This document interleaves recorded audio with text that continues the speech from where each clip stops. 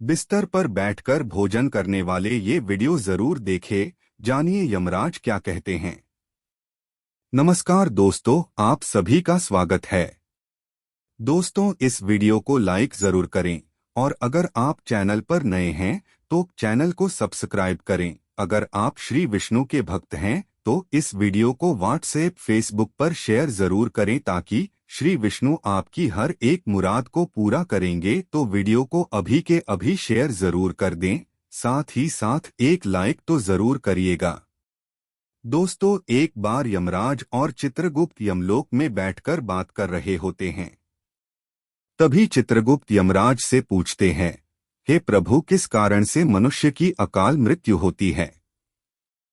कौन से मनुष्य को सतान सुख नहीं मिलता है और कुछ मनुष्यों की मृत्यु शिशु अवस्था में ही क्यों हो जाती है? इसके पीछे क्या कारण है? तब यमराज चित्रगुप्त को बताते हैं।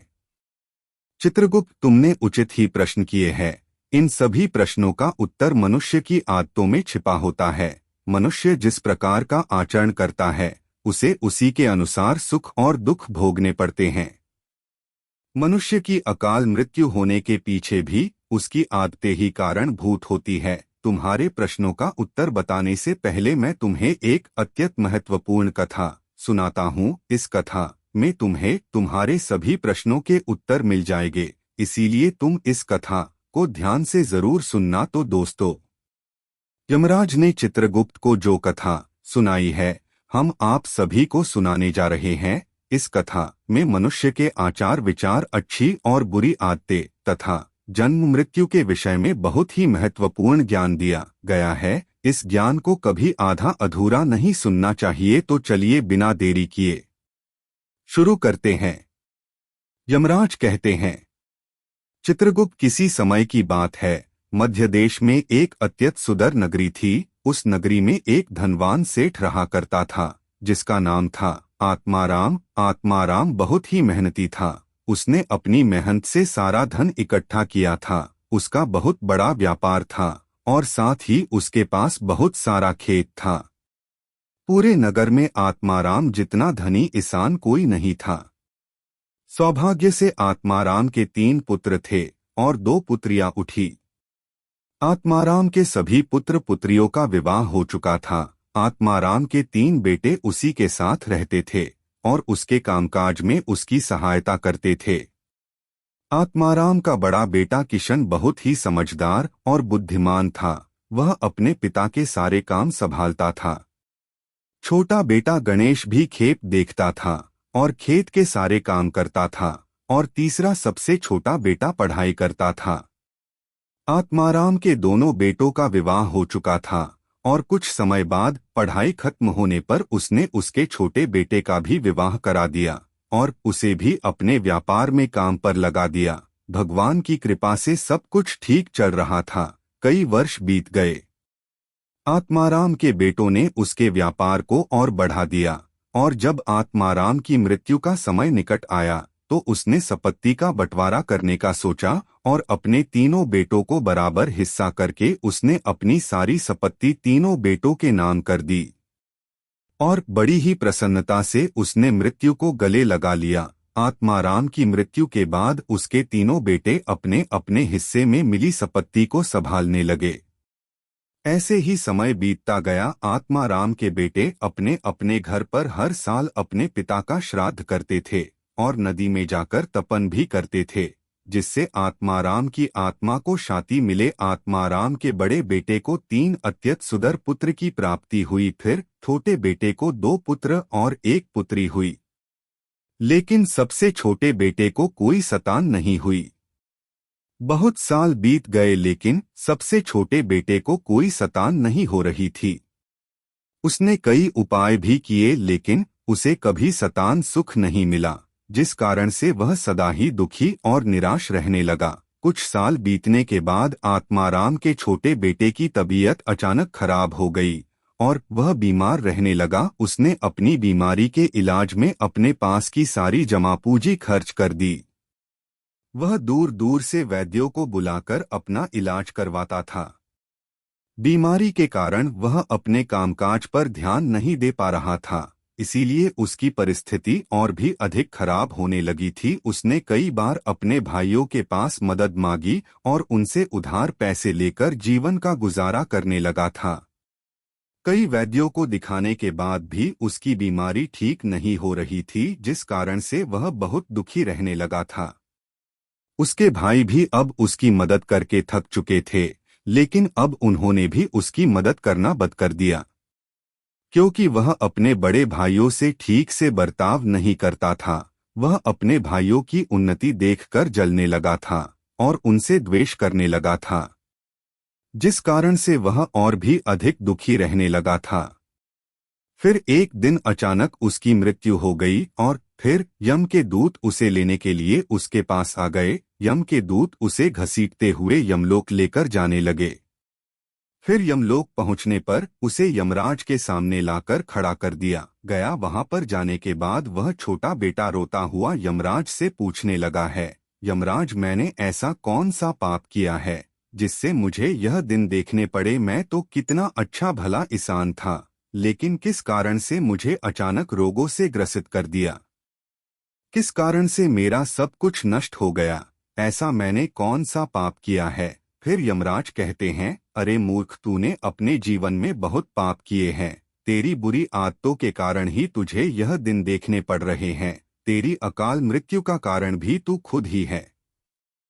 अब मैं तुम्हें बताता हूँ कि तूने शास्त्रों के कौन से नियमों का उल्लंघन किया है, जिस कारण से तेरी दुर्दशा हुई है। जो भी मनुष्य शास्त्रों के नियमों का उल्लंघन करता है, उसकी भी दशा तेरे जैसी ही होती है। यमराज उस छोटे बेटे से कहते हैं, मनुष्य को हमेशा अपने 5 अंगों को साफ करके ही भोजन करना चाहिए। दोनों पैरों को तथा दोनों हाथों को और अपने मुख को जल से अच्छी तरह से स्वच्छ करके ही भोजन करना उचित होता है। इससे मनुष्य के शरीर से रोग दूर रहते हैं और व्यक्ति दीर्घायु बन जाता है। किंतु तूने तो बिना स्नान किए ही भोजन किया है। यमराज कहते हैं, भोजन शुरू करने से पूर्व उस भोजन के लिए भगवान को धन्यवाद देना चाहिए और संसार के समस्त प्राणियों को भोजन प्रदान करने की प्रार्थना करनी चाहिए। इस प्रकार से अन्न देवता को प्रणाम करके भोजन करने से मनुष्य को कोई पाप नहीं लगता है। लेकिन ने ऐसा कोई भी कार्य नहीं किया। तूने कभी ईश्वर का धन्यवाद नहीं किया। तूने कभी प्राणियों को भोजन नहीं दिया, कभी द्वार पर आए भिक्षुक को अन्न नहीं दिया। इसी कारण तेरी यह दुर्गति हुई है। यमराज कहते हैं, जमीन पर बैठकर भोजन करना ही श्रेष्ठ होता है। बिस्तर पर बैठकर भोजन करने से मनुष्य के शरीर में रोग उत्पन्न होते हैं और उसकी आयु कम हो जाती है। तू बड़े आराम से बिस्तर पर बैठकर भोजन करता था, इसी कारण से तेरे शरीर में रोग निर्माण हुए। शास्त्र कहते हैं कि दहलीज पर बैठकर भी भोजन नहीं करना चाहिए, किंतु तूने इस नियम का भी पालन नहीं किए, जिससे तेरी धन संपत्ति भी नष्ट हो गई। दहलीज पर बैठकर भोजन करने से धन का नाश होता है। यमराज कहते हैं, 3 प्रकार का भोजन मनुष्य को नहीं करना चाहिए। जिस भोजन के ऊपर से कोई पैर रखकर चला गया हो अथवा कोई व्यक्ति भोजन को लाकर गया हो, ऐसे भोजन को कभी खाना नहीं चाहिए। ऐसा भोजन अशुद्ध हो जाता है। ऐसे भोजन को पशुओं को खिला देना चाहिए। दूसरों के द्वारा लागा गया भोजन खाने से मनुष्य की आयु कम हो जाती है और उसके शरीर में भिन्न भिन्न प्रकार के रोग उत्पन्न होते हैं। यदि भोजन में बाल निकल आता है तो ऐसा भोजन तैयार हो जाता है। यदि अन्य में बाल निकलता है तो उसे ईश्वर को कभी प्रसाद के रूप में नहीं चढ़ाना चाहिए और न ही स्वयं खाना चाहिए। ऐसा भोजन प्रेतों को प्राप्त हो जाता है। यमराज उसे कहते हैं, दूसरों के लिए परोसा हुआ भोजन भी नहीं खाना चाहिए। जो मनुष्य दूसरों का भोजन छीन के खाता है अथवा किसी को बिना दिए ही स्वयं उस अन्न का उपभोग करता है, उससे देवी अन्नपूर्णा रुष्ट हो जाती है। भोजन सभी में बांटकर खाना चाहिए। दूसरों के हिस्से का भोजन करने से मनुष्य के पुण्य कर्म नष्ट हो जाते हैं, लेकिन तूने इनमें से किसी भी नियम का पालन नहीं किया। इसी कारण से तेरी आयु कम हो गई। शास्त्रों के अनुसार दिन के समय में मनुष्य को उत्तर की ओर मुख करके मल मूत्र का त्याग कर आना चाहिए। यदि रात्रि के समय मल मूत्र का त्याग करना हो तो दक्षिण की ओर मुख करके करना चाहिए। मल मूत्र का त्याग करते समय हमेशा अपने सिर को ढककर रखना चाहिए। किसी भी पेड़ के नीचे को हुए के पास, नदी के किनारे के पास, गौशाला के पास, देव मंदिर अग्नि के पास तथा शमशान भूमि के पास कभी मल मूत्र का त्याग नहीं करना चाहिए।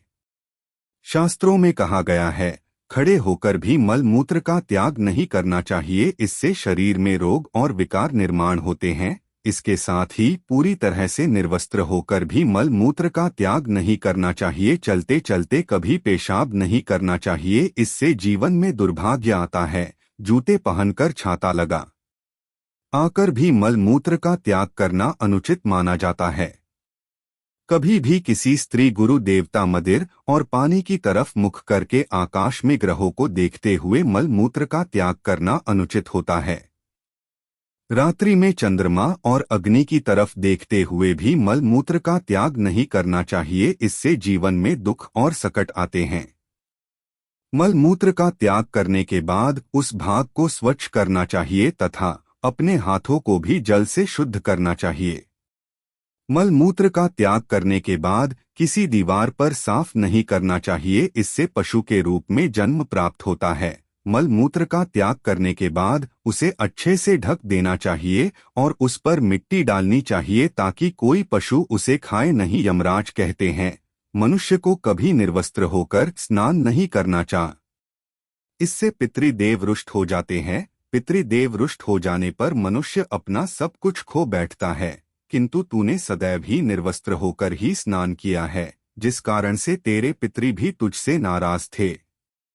इस प्रकार से यमराज उस छोटे बेटे को बहुत सारा ज्ञान देते हैं और यमदूतों से कहकर उसे नरक ले जाने की आज्ञा देते हैं। तो दोस्तों, इस प्रकार से मनुष्य को कभी शास्त्रों के नियमों का उल्लंघन नहीं करना चाहिए।